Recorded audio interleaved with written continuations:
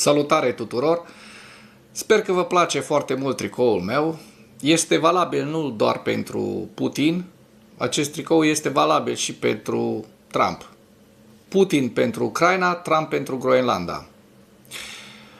Materialul de astăzi mi-a fost foarte greu să-l întocmesc pentru că sunt foarte multe subiecte. Ar fi durat ore în șir ca să vă prezint toate lucrurile interesante care circulă în acest moment despre Groenlanda, despre aliații Groenlandei și despre inamicii Groenlandei, cât și prietenii din Statele Unite ale Americii, care au făcut zilele trecute o vizită în Danemarca pentru a reasigura că Senatul și Camera Reprezentanților nu vor accepta șantajul lui Trump și nu vor accepta ca Trump să invadeze Groenlanda.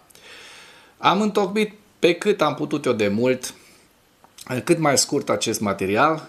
O să vă prezint doar lucrurile foarte importante care mi s-au părut esențiale a le prezenta.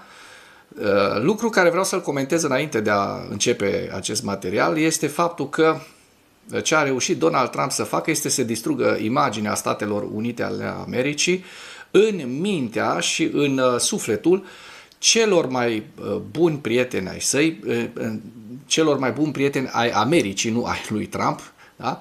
Și a făcut niște deservicii foarte mari, pentru că aceste state scandinave sunt dintre cele mai mișto, ca să vorbesc așa mai pe românește, mai popular, dintre cele mai faine state care pot să existe pe planeta asta, adică oameni foarte civilizați, foarte cultivați, oameni cu bun simț și cu o înaltă ținută morală. Dar să nu zăbovim foarte mult pe introducere, pentru că avem foarte multe lucruri foarte interesante de străbătut astăzi. Și o să începem, iată, cu proteste în Danemarca. Sunt zeci de mii de protestatari în Danemarca.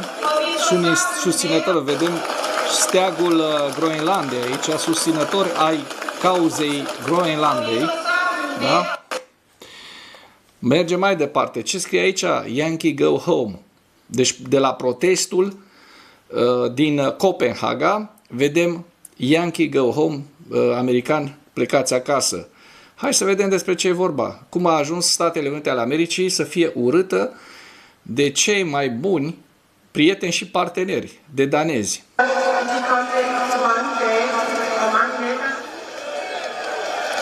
Make America Go Away, da? Hai să facem America să plece. You don't touch this. Nu atinge asta. Și aici este harta Groenlandei, da? Mesaje foarte clare din partea prietenilor Americii.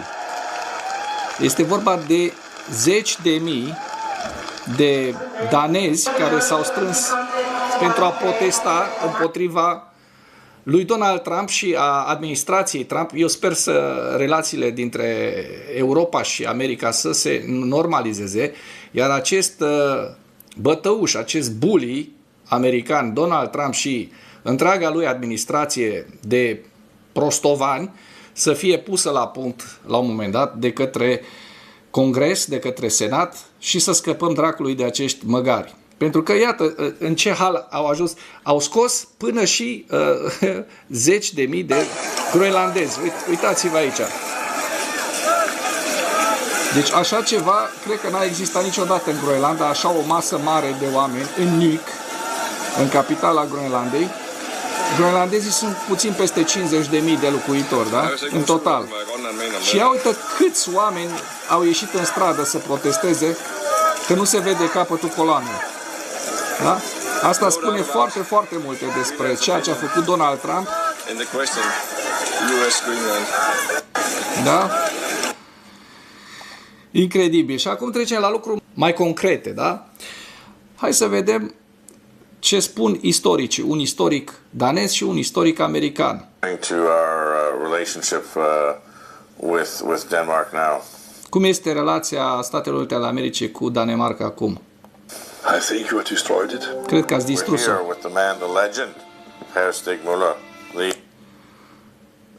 Per Stigmüller este fostul ministru de externe, a afacerilor externe al Danemarcei.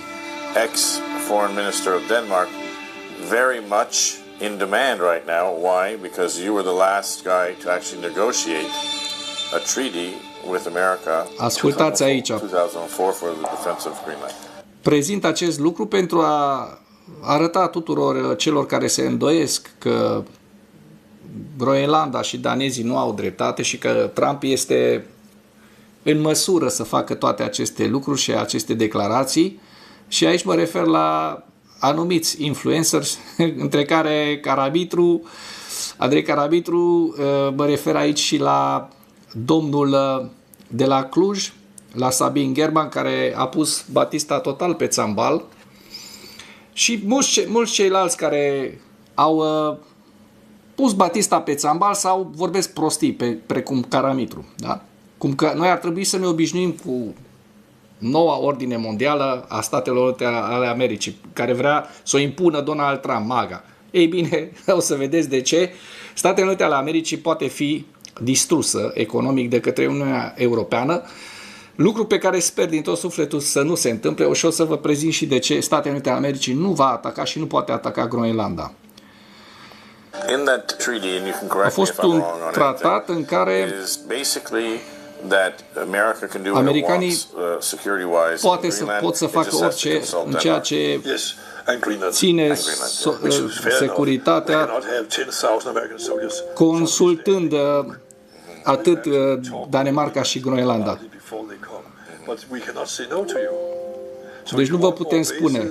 Dacă vreți mai multe baze, se pot face mai multe baze. Dacă credeți că este o gaură în zidul securității, puteți face un nou port, aduce noi nave, putem face împreună aceste lucruri. De-aia nu înțeleg de ce J.D. Vance vorbește întotdeauna că nu avem apărare în Groenlanda. Voi ați plecat. Uitați-vă la ăsta. Uitați-vă la nazistul ăsta ce minciuni spune. Mesajul nostru pentru Danemarca este foarte simplu. Nu ați făcut o treabă bună pentru poporul groenlandez. Ați subinvestit deci n-ați investit în groenlandezi. N-ați investit în această securitate a Groenlandei. Hai să vorbim despre asta. America a avut baze militare acolo, a avut trupe acolo între 18 și 20.000 de militari. Acum sunt doar 150. Dar America a luat trupele, a retras trupele. A avut 18 baze, acum doar una. Știți de ce s-a întâmplat acest lucru? Toată lumea a făcut acest lucru. Când a căzut Imperiul Sovietic, s-au înghețat toate aceste investiții militare.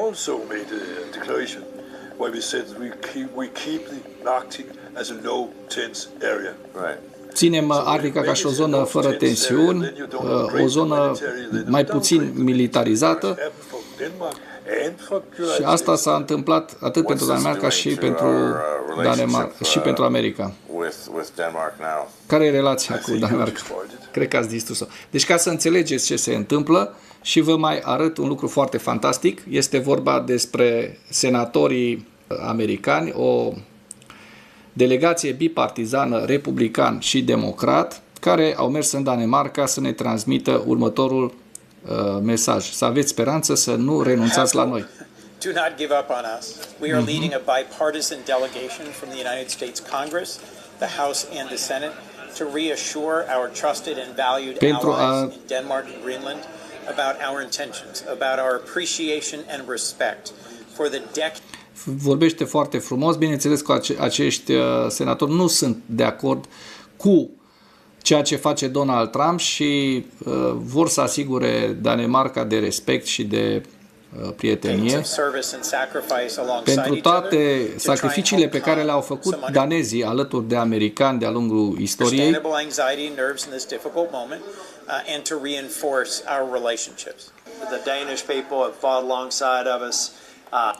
Poporul danez a luptat de timp îndelungat, de mult timp alături de americani. Suntem aliați de 80 de ani, suntem prieteni de secole și mai avem în continuare secole de prietenie și de speranță. Spune, aveți speranță, nu renunțați la noi. In the Article 1 branch, the branch that is responsible for spending and for authorizing. În articolul 1 este specificat cheltuielile militare și autorizarea operațiunilor militare. Și să știți că sunt membri ai guvernului și ai Parlamentului, de fapt nu ai guvernului, care nu văd aceste lucruri, nu văd aceste amenințări cu invazia Groenlandei, cu invazia Danemarcei, cu ochi buni.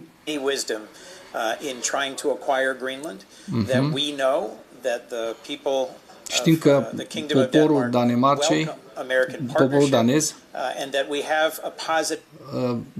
au încredere într-un parteneriat pozitiv cu Statele Unite ale Americii și o cale comună, pașnică. Din când în când, prietenii și membrii familiei se mai ciondănesc, ca să zic, se mai ceartă, dar la final tot prieteni și familie rămânem. Și să sperăm că așa se va întâmpla. Dar hai să vedem ce se întâmplă între timp pe scena internațională. După amenințările lui Donald Krasnov Trump cu tarife între 10 și 25%, 10 de la 1 februarie, 25% din 1 iunie, liderii Franței, Marii Britanii și Suediei au răspuns amenințărilor tarifare ale lui Trump. Președintele Macron și prim-ministrul britanic Keir Starmer au numit inacceptabile și greșite amenințările președintelui american Donald Trump de a impune tarife vamale țărilor lor, care nu susțin poziția sa privind Groenlanda, privind invazia americană în Groenlanda. Nici o intimidare sau amenințare nu ne poate influența nici în Ucraina, nici în Groenlanda. Vedeți ce frumos spune Macron, adică îl aseamănă pe Trump cu Putin. Și, din păcate, Statele Unite ale Americii pierd foarte, foarte multă imagine aici. Nu știu când o să reușească să spele imaginea, am discutat în materialele anterioare că eu cred că vor dura 10 de ani.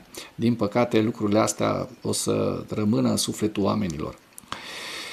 Deci nici în Ucraina, nici în Groenlanda, nici în alte părți ale lumii atunci când ne confruntăm cu astfel de situații. Amenințările de a impune tarife sunt inacceptabile și nu și-au locul în acest context. Europenii le vor oferi un răspuns unitar și coordonat dacă acestea sunt confirmate. Știm cum să asigurăm respectarea suveranității europene în acest spirit. Voi purta negocieri cu partenerii noștri europeni.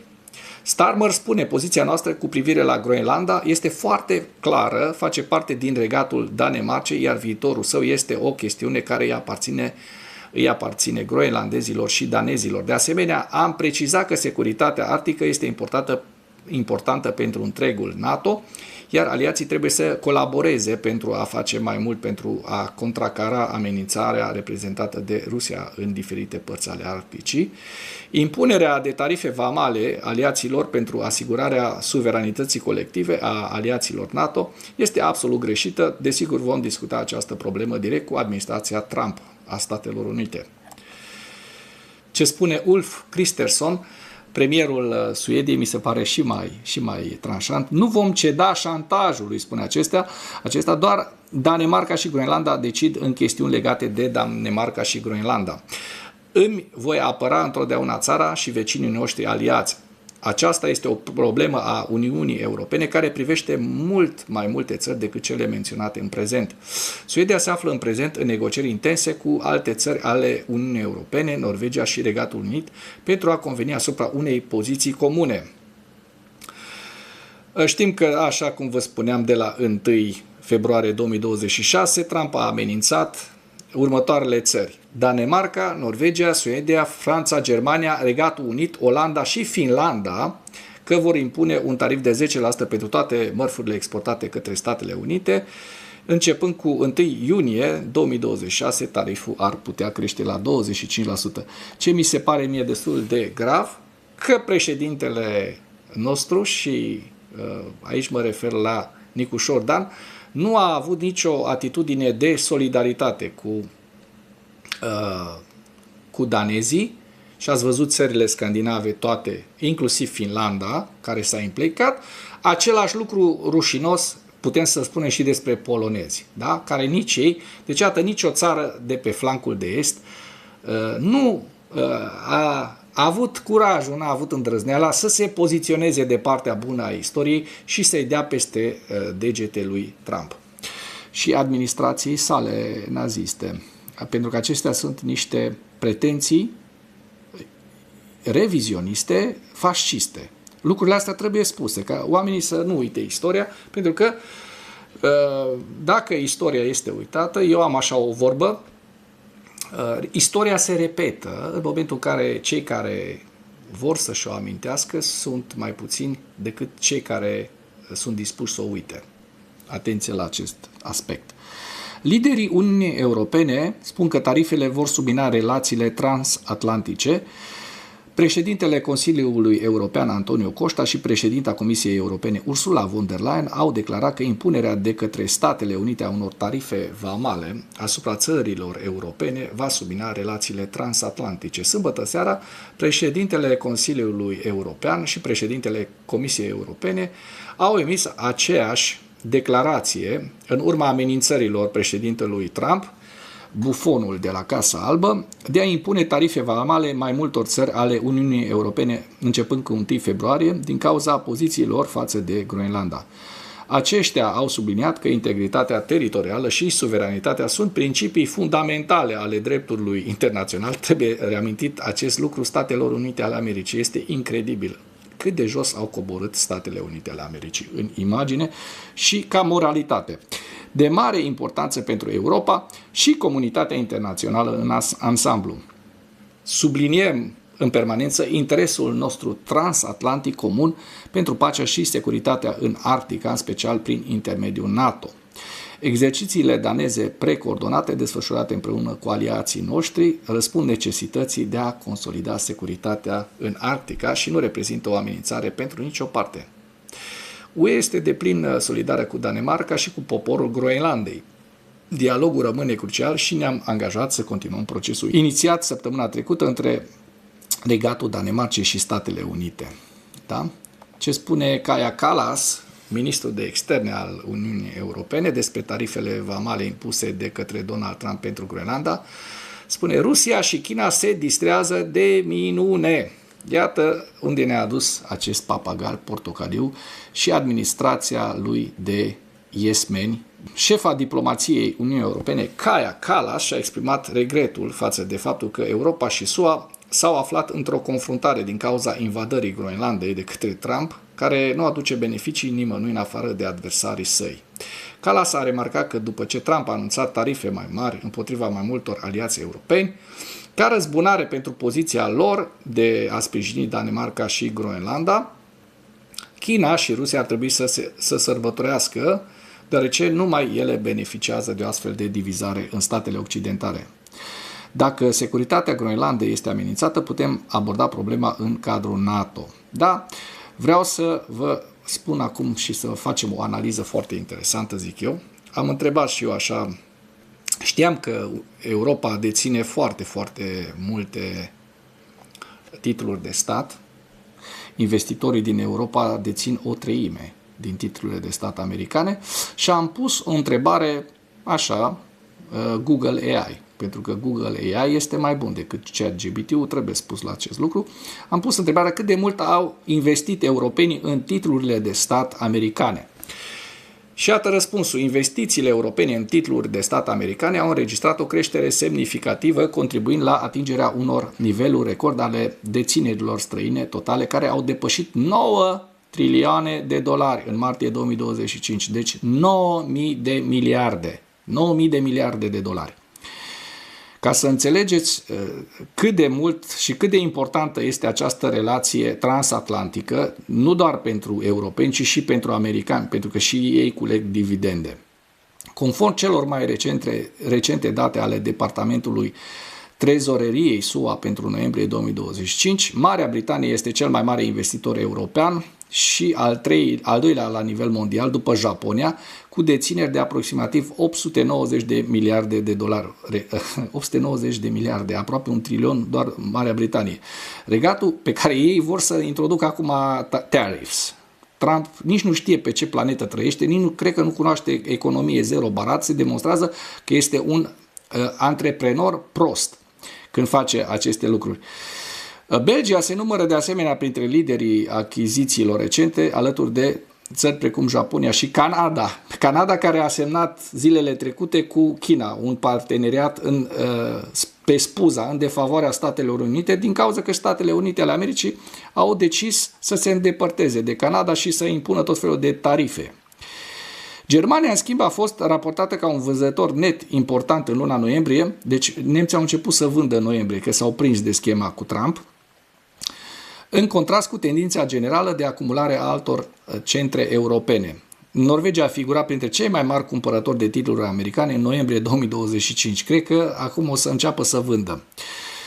Per total, investitorii străini au cumpărat titluri de stat americane în valoare de 740 de miliarde de dolari în primele 11 luni ale anului 2025. Da? Și am mai pus o întrebare foarte interesantă. Ce se întâmplă cu SUA dacă toate aceste titluri de stat sunt vândute? Iată răspunsul.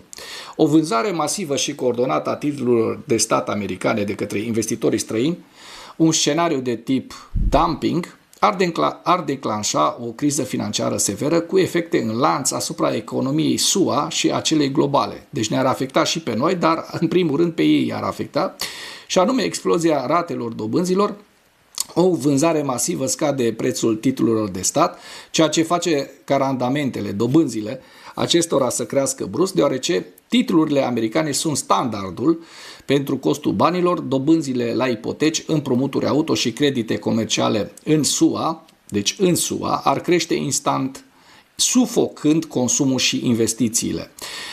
Devalorizarea dolarului, scăderea cererii pentru activele americane ar duce la o depreciere rapidă a dolarului față de alte valute. Un dolar mai slab ar scumpi importurile pentru americani, generând un șoc inflaționist.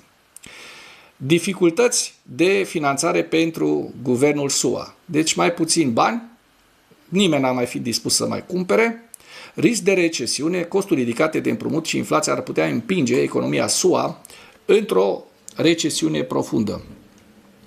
De ce acest scenariu este puțin probabil pentru 2026 și aici vedeți motivele pentru care este puțin probabil, la fel de puțin probabil precum este și invazia, oameni buni, invazia americanilor asupra Groenlandei. Trump își creează, iată, de tip totalitarist, își creează propriul ONU și cere $1 miliard pentru un loc în Consiliul de Pace. Vă dați seama unde a ajuns ăsta efectiv să facă business și cu așa ceva. Administrația lui Trump a emis un ultimatum pentru țările care doresc să devină membre permanente în noul său Consiliu pentru Pace. O contribuție de cel puțin $1 miliard în numerar. Conform unui proiect de statut obținut de către jurnaliști, structura noii organizații prevede puteri practic nelimitate pentru președinte care va fi însuși Trump. Documentul descrie un mecanism care amintește de cumpărarea de influență. Calitatea de membru standard a Consiliului este limitată la 3 ani și este supusă discreției președintelui. Cu toate acestea, această restricție este ridicată pentru statele care contribuie cu peste $1 miliard în numerar la fond în primul an. Deciziile vor fi luate prin vot majoritar, fiecare stat membru prezent având un vot, dar toate deciziile vor fi supuse aprobării președintelui, se arată în proiect. Eu cred că Donald Trump va face treabă bună în acest nou ONU al lui, cu Rusia, China, poate Iran, Coreea de Nord. Să vedem cine va fi dispus să dea $1 miliard pe această scamatorie a lui Trump. Succesorul lui Maduro, lăudat de către Trump, este implicat în zeci de anchete americane privind drogurile, spune Associated Press. Și o vedem în această imagine pe Delcy Rodriguez, președinta interimară a Venezuelei, pe care președintele Trump a numit o persoană minunată și un partener dezirabil după răpirea lui Nicolás Maduro, care a fost și este supravegheat atent de către agențiile de informații americane ani de zile și este implicată în zeci de cazuri penale.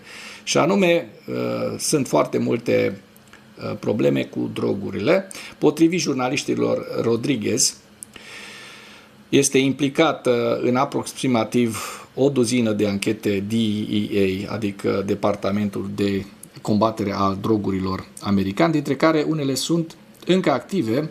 Aceste anchete se întind în birouri din Paraguay, Ecuador, până în Phoenix și New York, în Statele Unite. 2022 a fost anul în care agenția americană a desemnat-o pe Rodriguez drept țintă prioritară. Această desemnare este utilizată exclusiv pentru suspecții care au un impact semnificativ asupra traficului internațional de droguri și necesită resurse suplimentare pentru dezvoltarea lor. Documentele arată că agențiile de informații americane au întocmit un dosar detaliat despre Rodriguez, datând cel puțin din 2018. Acesta enumeră complicii și acuzațiile de trafic de droguri la contrabandă cu aur. Mai exact, un informator confidențial le-a spus anchetatorilor că Rodriguez a folosit hotelurile de pe insula Margarita ca paravan pentru spălarea banilor. Da, insula situată la nord-est de continent a fost considerată mult timp de către Statele Unite un centru strategic pentru traficul de droguri către Caraibe și Europa. Iar acest Donald Trump o laudă pe această traficantă de droguri, deci o laudă, numai el poate să spună acest lucru. Dar vreau să vă arăt și ceva foarte interesant. Iată resursele, harta cu resursele minerale ale Groenlandei, bogată în cupru, diamante, aur, grafit, oțel, nichel, pământuri rare, titaniu, vanadium, tungsten și zinc. Ăsta este motivul, oameni buni, pentru care Donald Krasnov Trump și administrația sa, oamenii din spatele lui, Peter Thiel, Elon Musk și toți ceilalți, vor să pună mâna pe Groenlanda. Și la final vă prezint un material așa făcut cu tehnologia AI, dar care mi se pare foarte, foarte interesant și veți vedea de ce îi se potrivește perfect lui Donald Krasnov Trump. O ancient land of ice and stone, Kalala no not forever our home. A hungry giant wants to take our shore, to drink the oil and eat the ore. Now hear the Kalala go through the deep and wake every soul from their sleep. Greenland defense from stay tall, orange and reaches but his fingers freeze and fall.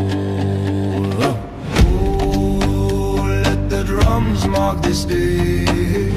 No more strangers lead the way. The bear, the hunter, the spirits rise to pluck the greed from the stranger's eyes. We carve the tuba like the hunt, the ghost, tear the foul spirit from our sacred coast.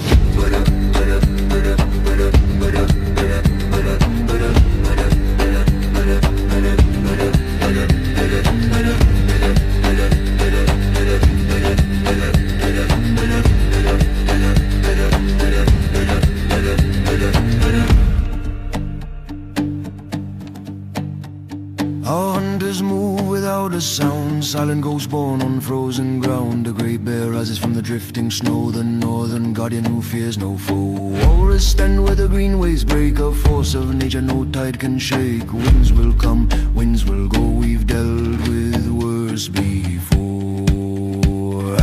Oh, let the drums mark this day. No more strangers lead the way. The bear, the hunter, the spirits rise to block the greed from the stranger's eyes. We carve the tuba like the hunt, the ghost, tear the foul spirit from our sacred coast.